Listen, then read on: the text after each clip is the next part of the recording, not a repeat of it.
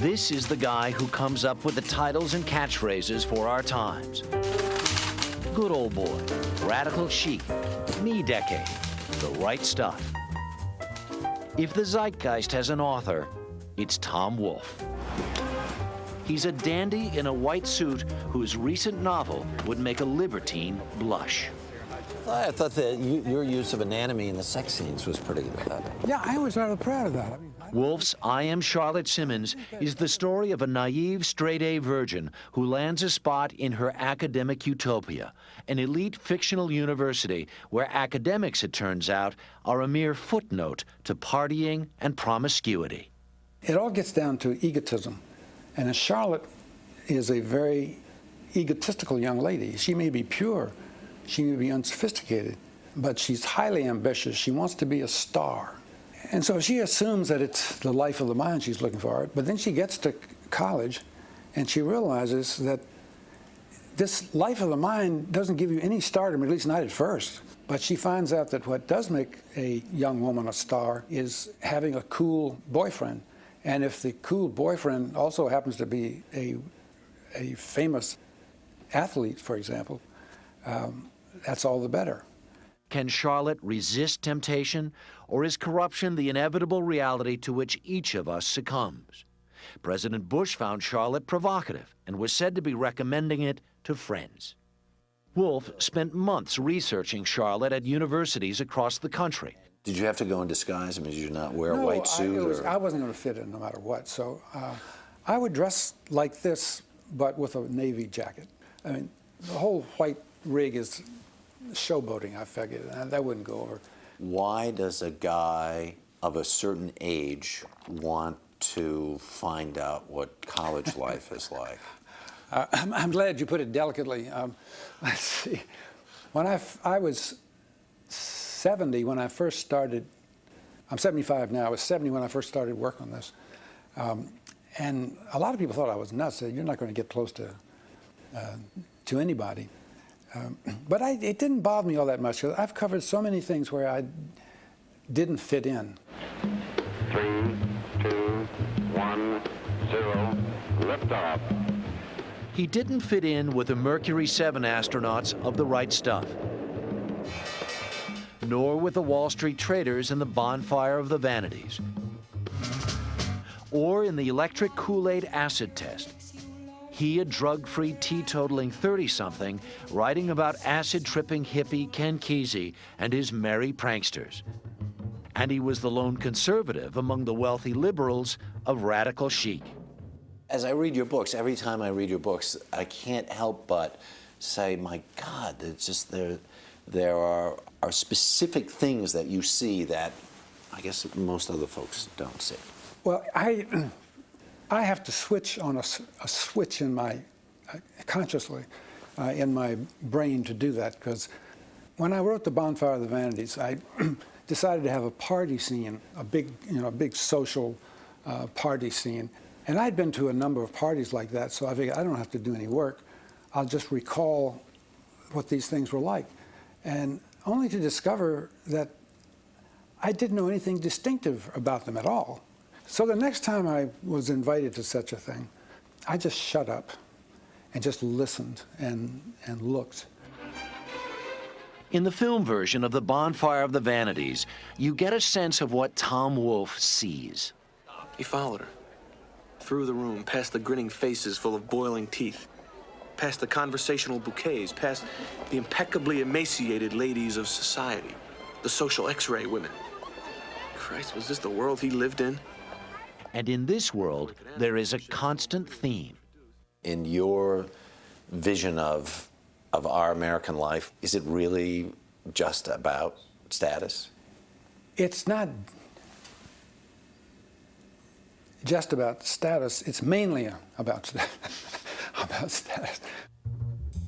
Perhaps it was status Tom Wolfe was after when he played baseball as a teen in his hometown of Richmond, Virginia, where his father was an agronomist and his mother shared her appreciation for art. Although Wolfe had a passion for writing, baseball gave immediate results. He played for Washington and Lee University, and after that, another 2 years semi-pro.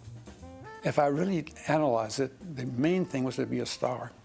And I'm telling you, if I had been offered a Class D baseball contract, I would have taken it, rather than go to graduate school, which I did. Wolfe earned a PhD in American Studies at Yale in 1956. Soon after, he found himself donning scuba gear once as a reporter for the Springfield Union, covering Caribbean dictators for the Washington Post, and then joining the New York Herald Tribune. It was around then Wolfe began to write in a style and manner that ignored journalism's conventions of the day. He got inside the mind of his subjects, borrowed short story techniques, extended dialogue, used exclamation points, and helped give birth to what came to be called New Journalism, which is around the time the white suit first appeared. I started wearing them by accident. I had just arrived in New York. I'd always wanted to come here to work on a newspaper. I finally got a job. So anyway, I bought a white suit for the summer. All of a sudden, in 1965, I had a book coming out. It was a collection of articles, The Candy-Colored Tangerine Flake Streamlined Baby. And I was still working as a daily reporter on the New York Herald Tribune, and people were coming to interview me. And I couldn't handle it. I was just tongue-tied. Wait a minute, I'm supposed to be interviewing you. And to my amazement, I read the article, and then essentially it said, what a colorful man, he wears white suits. I realized I had a substitute for a personality, and still do. I mean, these white suits have been worth their weight in gold. So that begs the question, is there a person, you have a personality, it's just not known to anyone outside your family, perhaps? I'm not sure they know. There's some people who are unfathomable, like Ronald Reagan. All these books about Ronald Reagan, and nobody knows who he was. I consider that a great accomplishment on his part. I hate all this revelation that's going on these days. In fact, as much as Tom Wolfe is a public figure, the private man is an enigma. Home is New York, where he is married with 2 kids. He voted for Bush in the last election, does not believe in God, and is well-mannered. Yet he's waged an open war with Norman Mailer, John Irving, and John Updike, a sort of verbal smackdown among literary heavyweights over subject matter and art. Is it your contention that they don't report enough? Yes, all 3 of them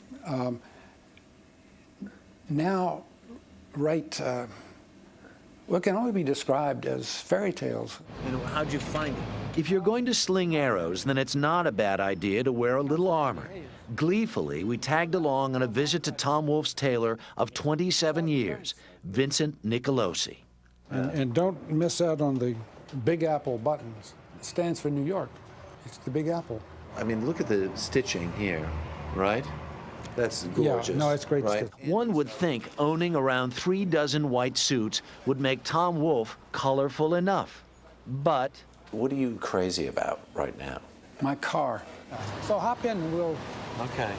It wasn't white enough, so I had it repainted. I've done the complete interior white. Headliner is white. Everything has been redone. The floors are white, covered in vinyl. See, these are vinyl covered. You can wash them off. Right. Now, vinyl, many people consider vinyl tacky, but I think these are great floors. And a really pimped up automobile should have tacky touches. What does it do for you to be in your all-white car? It makes me feel that perhaps I'll be noticed on the road. I mean, why waste all that time on the highway, nobody looking? I really don't know the answer to that. I just love the idea. Tom Wolfe says his next book is about immigration. Not so much about how immigrants get here, but about the ladders of status they climb once they arrive. He is forever dissecting our lives and our time.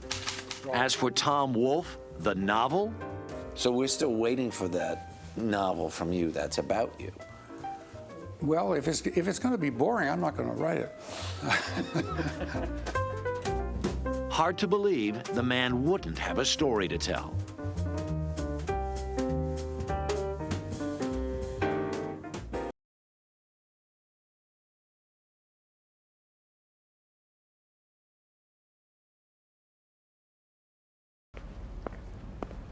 She says the idea came to her mysteriously, and in a flash, a fully formed boy took shape in her head. He has black hair sticking up. He has glasses.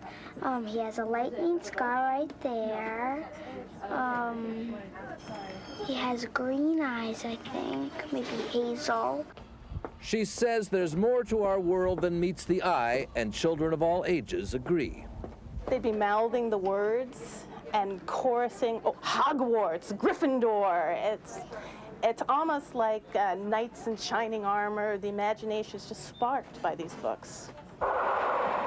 She says it has to do with trains, how they carry you to other places.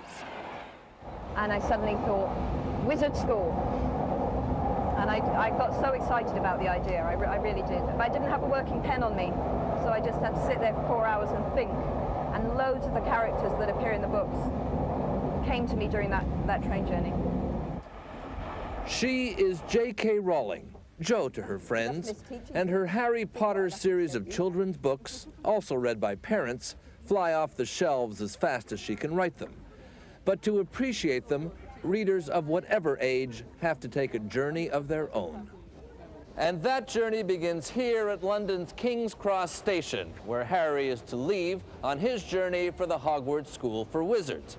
He's told that his train won't leave from platform 9, nor will it leave from platform 10. Instead, Harry is told his train will leave from platform 9 3/4. Harry and the reader have to take a leap of faith and head for where platform 9 3/4 would be, about there. Only that way can they enter the world of Harry Potter and J.K. Rowling. I obviously wanted it to be a hidden place at the station, and that was kind of just twisted logic. You know, where's a hidden platform going to be? Well, it's going to be between two real ones, and therefore its number will have to be a fraction if it's between number 9 and 10. And I just liked 3/4 as a fraction. He started to walk towards it. People jostled him on their way to platforms 9 and 10. Harry walked more quickly. He was going to smash right into that barrier, and then he'd be in trouble. Leaning forward on his cart, he broke into a heavy run. The barrier was coming nearer and nearer. He wouldn't be able to stop. The cart was out of control. He was a foot away. He closed his eyes, ready for the crash. It didn't come. He kept on running. He opened his eyes. A scarlet steam engine was waiting next to a platform packed with people. A sign overhead said, Hogwarts Express, 11 o'clock. You see the countryside going by. Everything seems normal-ish. But inside the train, you have all these magical sweets turning up, and they start eating weird stuff. And he sees his first sign of magic on the train. So within the train, you've got the magical world, and moving through the Muggle world to a magical destination. So it just worked really well, I thought. When she started writing Harry Potter, she was an impoverished, recently divorced, single mother with a 5-month-old child and an idea. She came to Edinburgh to be near her sister, and in cafes like Nicholson's, at the corner table by the window, she wrote. I never expected the book to make me money, and I've been asked, it has been put to me by a journalist on one occasion. He said, okay, so you wrote this for a really good reason, money. Now that's rubbish. I was totally realistic about what writing children's books involved, and that involves no money, really, at all. I mean, a lot of really great children's writers I know also do other work. They have to. To support their habit. Absolutely. But now 3 Harry Potter books are at the top of the New York Times bestseller list for adult fiction. Kids round the world have Harry's wizard mark applied to their foreheads. There's a movie deal, and Harry Potter dolls can't be far behind. In my imagination, Hogwarts is set in the north of Scotland. Mm-hmm. It's almost as if Jo Rowling took her inspiration from her surroundings, the brooding castle that sits above Edinburgh. But she didn't. It is handy, though, for illustrating the magical world of Harry Potter. a world non-magical muggles like the rest of us are too narrow-minded to see. And only if you belong there would you actually see what it is. The castle's Great Hall, for example, could be the hall at Harry's school. Almost. The Great Hall at Hogwarts, I mean, it would be this kind of period, as I imagine it, but with the obvious difference that the ceiling in the Great Hall at Hogwarts is enchanted, so it looks like the sky outside, whatever the weather's like and whatever time of day it is. Possibly fewer weapons. And her literary weapon is an understanding of the childhood psyche. I was very aware when I was writing that this is a very common fantasy for children. These boring people cannot be my parents. They just can't be. I'm so much more special than that. And I think nearly everyone I know went through that at some point. And then the idea that not only are you leaving this boring existence, but you really are special. You're not only magical, but you're famous as well. And from the fertile minds of her readers comes the fan mail full of ideas. A world where magic wands cast dangerous spells, mirrors talk back, and owls deliver the mail. In an age where a lot of kids aren't particularly well known for reading, more for watching TV or playing their computer games or what have you, was that any part of the motivation? What, that I was going to try and get a lot of children to read? Yeah. I never thought I was going to do that, but there is nothing better than that, is there? There's nothing better than that. That's the most incredible thing. J.K. Rowling herself doesn't have any good explanation for the wild success of Harry Potter, except that her fascination for Harry's world is reflected in the detail. The departments in the Ministry of Magic, the foods, like Bertie Bott's every flavor beans. I just thought it would be really amusing if you also if it really was every flavour, and it included toenail clippings and bogies and earwax. Well, the funny thing is that everyone gets that because everyone must know what earwax tastes like. We all know, but it's not something you're going to talk about a lot, is it really? And it does taste revolting, I hear. But Harry Potter is progressing beyond eating earwax. He's getting older, along with his readers, and going through the same things they're going through. Part of the reason it's so much fun to write is they're all discovering their hormones, which is always fun to write about. And they're mainly in love with the wrong people, just to make it like life.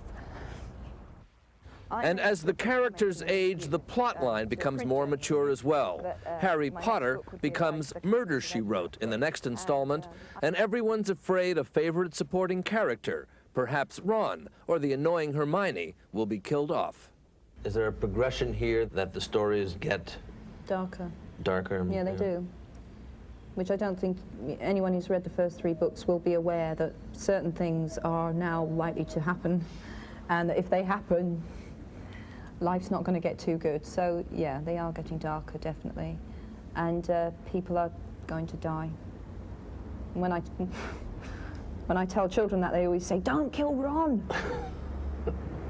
I say no one's bothered about Hermione. Right. No one gives a damn about Hermione. So everyone thinks she'll be fine. Does Ron live or die? I can't tell you that.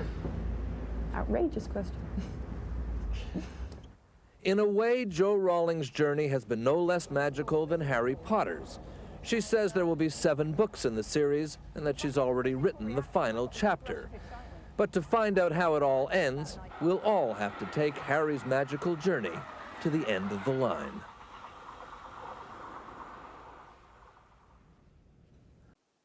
A secret, I think, can be fatal. She died with her secret intact. That secret novelist Ian McEwan is talking about, these things aren't resolved, was a personal one held by his mother. She would give birth to a baby boy, and she gave that child away. The moment she gave that child away, I think that woman vanished. My mother. This dramatic storyline of a long-lost full brother is from the author's own life. Now it's a subplot in his latest novel. My mother went with her sister, with the baby, and gave it away to the strangers who'd applied to the ad. And 60 years later, that baby turned up in our lives. That story I knew I had to write one day. McEwan has made a career of dreaming up stories. Usually they start as inventions scribbled in a green notebook. It has to be green. Why?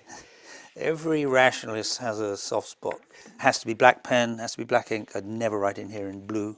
He says he's resisted plundering his own life for plot lines until now. This is a pretty bookshop here. It's gorgeous. It's one of the nicest Here, bookshops. the best-selling author gets the literary world's version of a rock star greeting. Yes, hello. Oh my goodness me. I'm in awe. Photographic proof. I'm absolutely thrilled to happen upon you. Thank you. Ian McEwan, one of Britain's most successful living writers, is perhaps best known for Atonement, You knew before I the did. prized novel which sold more than 7 million copies. Why are you crying? And was turned into a hit film. Don't you know? Yes, I know exactly. At this bookshop in Bath, England, we found a stack of his work, including his latest, Lessons, a winding, lifelong journey chronicling love, child sex abuse, and lost opportunities. Doing a rollicking trade. It was store manager Kathleen Smith's Novel of the Year. I found it very, very nourishing and an extremely rewarding read. How is it to write something that then someone you don't know reads and is touched by it? It's a miracle. We take it entirely for granted that someone can put symbols on a page and transfer their thoughts from their brain to another. Look at these shelves stacked with pieces of other people's minds, people long dead. This is it. Yes. I loved it. My father read that recently. I think it's a wonderful book. It's funny. I keep trying to talk about your book, but you keep getting distracted Well, by other people's books. Other people's books are much more interesting to me. That's not deterred him from writing plenty of his own. This is your 18th novel? Do you know, people ask me that, and I never know. You've written enough that you've lost count. I've been at it 52 years. I work in a converted barn over there. Evidently, it's been a successful half-century plus. He lives here in the Cotswolds, a couple hours from London. This is what you'd imagine an English author's home to be like. I know, I can't quite believe I live here, actually. We wanted a big, sprawling house where there'd be noisy family Christmases and so on, and it's actually turned out to be a children's paradise as well as one for us. Just the space It was a around. paradise where, during the pandemic, this grandfather of 8 holed up with his wife and wrote the 500-page Lessons. Sometimes 12, 14, 16 hours a day, 7 days a week. You could write 16 hours a day? Well, with lots of breaks for, walking this very energetic dog. But yeah. Lessons is autobiographical in many ways. I'd say about a quarter of it is, but its central figure, Roland Baines, I think he lives the kind of life I might have led. Had I missed out on a formal education, never got the full passion of reading, which was actually what led me to become a writer. So he is a kind of alter ego. There's a crucial scene where Roland goes to confront the woman who had sexually groomed him and abused him. I wanted to ring the doorbell with him and let the scene unfold and find out what happens. You're turning as the reader, wondering what's going to happen. It's hard to imagine that, that you, the author, was doing the same thing. Yeah, absolutely. You write it to find out what's going to happen. McEwan says there's nothing autobiographical about the sexual abuse. The vulnerability of children is a theme he's explored before. He was bound to find out sooner or later. His 1978 The Cement Garden, which was turned into a movie, explores a sexual relationship between siblings who've encased their mother's dead body in cement in the basement. I can never really explain away the darkness of those stories. They cover really dark issues, right? Unbelievable. Bestiality, incest. Yeah. You seem like such a fine, upstanding gentleman. I was a very fine, upstanding gentleman even then. So where did it come It was from? the return of the repressed, I think. There must have been some internal, unconscious pressure to just throw it all to the winds, that polite, upstanding young man, and shock everybody. What is it about people, audiences, that make so many people want to read this grim, dark, scary stuff? I think it's a way of playing out our worst fears in the luxury of our sitting rooms. We want finally to explore the human condition. We know that we're capable not only of great love and courage and sacrifice and kindness, but of also unbelievable cruelty. In all, more than a dozen of his novels and short stories were made into films. But ultimately, his faith still lies in his original passion. I don't know if you've experienced this, going back 20 years to the movie that you really loved at the time and finding how wooden or stilted it is. I don't find that with books in the same way. That's why I'm optimistic about the future of the novel. When you have all of this beautiful house and this beautiful place, what pushes you to keep working these 14, 16-hour days, to keep writing? It's no longer a job, it's a way of being. And to stop doing it would be to cease existing, I guess. It just soaks into your skin. You can't live without it.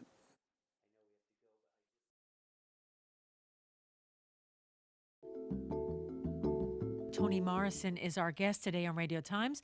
Someone else suggested the title, Love, but Toni Morrison agreed to it because that's really what her 8th novel is about.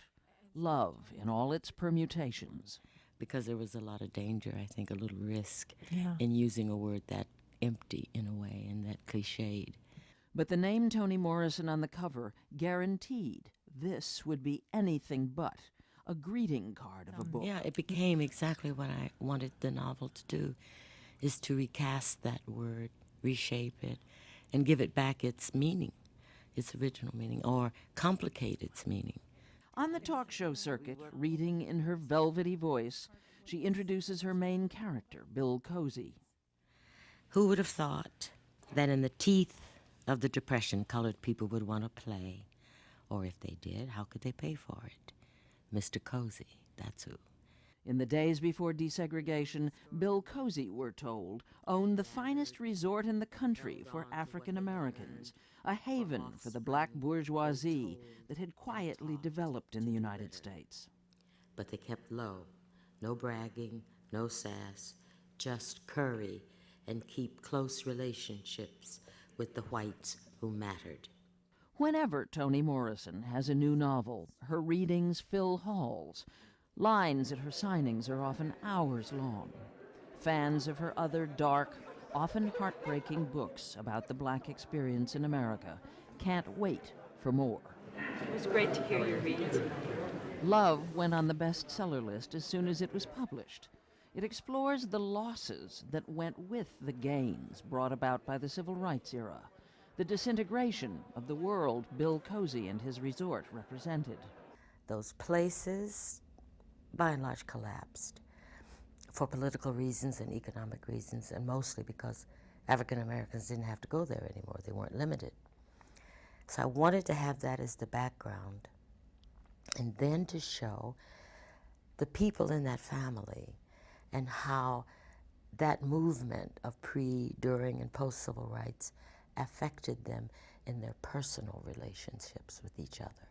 Growing up in Lorain, Ohio, not far from Cleveland, Toni Morrison never experienced anything like what happened to the characters in her book.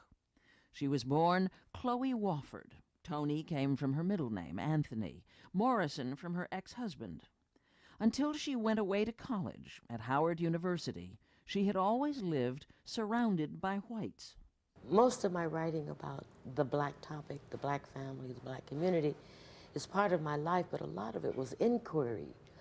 I never lived in a black neighborhood. In 1988, Toni Morrison won the Pulitzer Prize for Beloved. In 1993, she was awarded the Nobel Prize for Literature, the first African-American woman ever to win it. Language alone protects us from the scariness of things with no names. And I like the way we've placed the picture of me when I was 6 years old in the first grade, terrified to go to school, and then the arc to 1993. On the wall of her office at Princeton University, where she is a professor, this enormous leap looks like a short, straight line, a natural progression from one to the other, when in fact, she's sacrificed a great deal for what she's loved the most. I said, okay, what is it I have to do that's so important that I'll die if I don't? And there were two things. And the first one was mother my children. And the second one was write. She was a single mother, trying to raise two sons, Ford and Slade, working full-time as a book editor, and struggling to write. Slade was 4 when she published her first novel, The Bluest Eye. It wasn't till her third book, Song of Solomon, that she dared to call herself a writer on her income tax forms. Her children are grown now. Ford is an architect. Slade is now a painter whose studio, overlooking the Hudson River, is a mile down the road from his mother's house. When she did Song of Solomon, she said, I'm sorry, this whole summer, the whole time, I've not spent 1 minute with you. She was crying. I said, why are you crying? I didn't even notice that. I wasn't thinking that way. She was crying then, laughing now. Listen to this. So, you're going to blame me for having poison fangs? How else can I? At 73, here she is doing one slick snake for Slade, who is 39. I need my fangs, Mr. Smarty. The snake is from the Aesop's fable about the Good Samaritan who gets bitten for his trouble. This retelling is part of a series of children's books mother and son have been working on together. It's day night. The Aesop's tales are being illustrated by Belgian artist Pascal Lemaitre. Yeah. In this version, the characters are hipper, and the morals, remember each fable has a moral, the morals are unrecognizable. Art is work. You're the artist. What do you sing about? Are you Toni Morrison is used to shutting herself in a room alone, immersing herself in the rigors of writing. Working with Slade is a marked departure. What's it like to, as an adult, suddenly find yourself in a position where you can have those falling down laughing times with your mother? Well, I don't know if I can predict those situations, but when they come, I notice them and try to cherish and keep them as much as I can when they happen. Yes, right. Mothering her children and writing may have been the two things Toni Morrison decided she had to do or she'd die. But eventually it occurred to her she could do both at the same time. Is this sort of making up for lost time? Maybe it is a making up. Each generation has a kind of love. Some of it's really tough. You know, what my grandmother thought was loving her children was really staying alive for them. What my mother thought was loving her children was to get a better place, maybe get enough money to send you to college if you wanted to. What I thought was loving my children was giving them the maximum amount of freedom, setting an example about you can make choices in your life. The love of a mother for her children has found its way into much of Toni Morrison's work. Both had been home on furlough. Here she's recording Paradise, published in 1999. Murder. And Sohn had sobbed like the redeemed to see both her boys alive, her sweet colored boys, unshot, unlynched, unmolested, unimprisoned. Prayer works, she shouted when they piled out of the car. It was the last time she had seen them whole. And in Beloved, a mother loved her children so much she was willing to kill them rather than see them return to slavery. What kind of outrageous love is that? Toni Morrison always regarded love as the agonizing subtext of her books about the legacy of slavery in this country. But with the word there before her, every time she signs her name, she's realized it's much more. It is the real subject. I can see it now.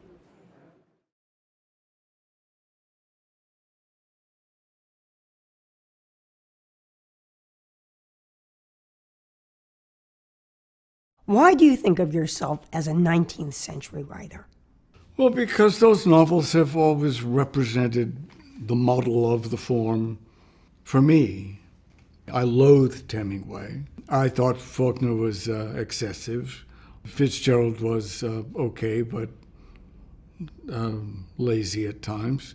I was enamored of the kind of novel all of my classmates in school despised. I thought, oh, God, Dickens, I gotta read Dickens. Oh, I gotta read Hawthorne, you know. But while John Irving's favorite 19th century novel, Moby Dick, was first published in the U.S. at around 600 pages, Irving has just released The Last Chairlift, which goes for almost 900 pages.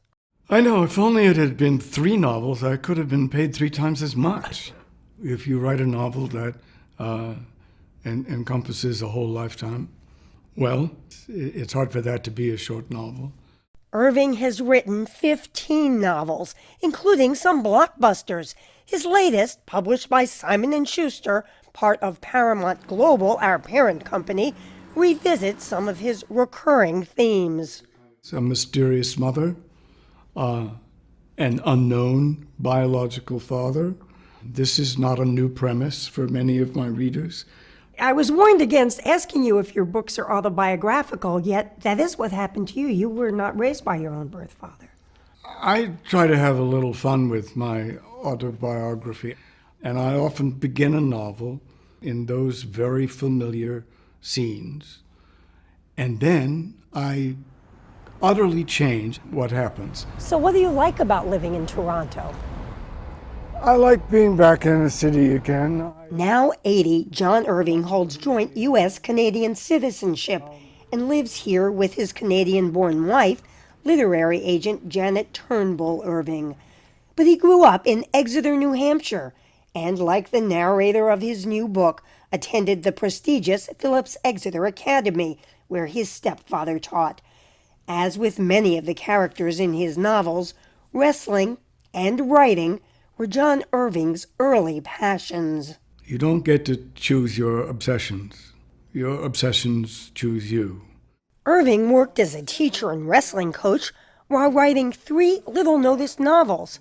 Then one hit it big in 1978, The World According to Garp, which won the National Book Award. When the success happened, I knew how fortunate I was now to be able to do this thing, the only thing I ever wanted to do full time. In the 1982 film, Robin Williams played aspiring writer T.S. Garp with John Lithgow as Roberta Muldoon. I hate to use a corny line like this, but haven't I seen you before? You like football? Oh, yeah, I used to watch it quite a bit. Well, you might have seen me. I was a tight end with the Philadelphia Eagles.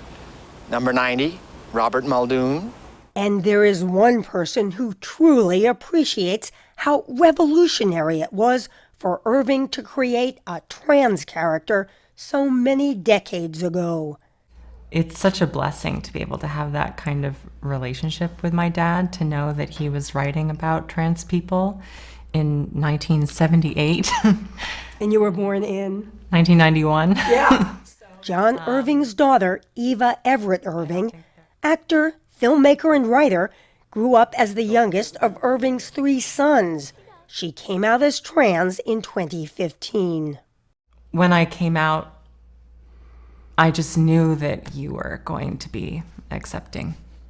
I didn't have to worry about that, and so many people do have to worry about that. It was instinctive for me to say, whoever you determine you are, the more difficult, the more people who might be intolerant of you or hurt you, the more I love you, the more I support you. In The Last Chairlift, the narrator is the only major straight character. I wanted to turn the scales so that I could see a loving family of queer people who were trying to look after this straight guy who's the last guy to know. The last guy to know everything. Yes. Yes, a perfect narrator. He is a perfect storyteller. Irving always writes his first draft by hand and always starts with the ending. When I first read Moby Dick, That was the novel that showed me how you foreshadow an ending. If you really know exactly what's going to happen, you can do it this way. I wanted the sperm whale from... In fact, Irving has the last line of Moby Dick tattooed on one arm. Only found another orphan. On the other arm... Good night, you princes of Maine. You kings of New England. That's the last line from the Cider House Rules. Irving's screenplay of the novel won him an Oscar in 2000. It was fun. It was gratifying. Tobey Maguire plays a young man who grows up in an orphanage run by a doctor, played by Michael Caine, who also performs illegal abortions to help desperate women. I came as a physician to the abandoned children and unhappily pregnant women. Do you feel that your role as a writer is in part to speak out on political subjects? When there is a political subject, I don't back away from it, but it is never the foundation of why I write a novel. John Irving says his next novels will be shorter, but he has no plans to stop writing. And he says he often forgets about his age, as at live events when he spots an old friend in the audience.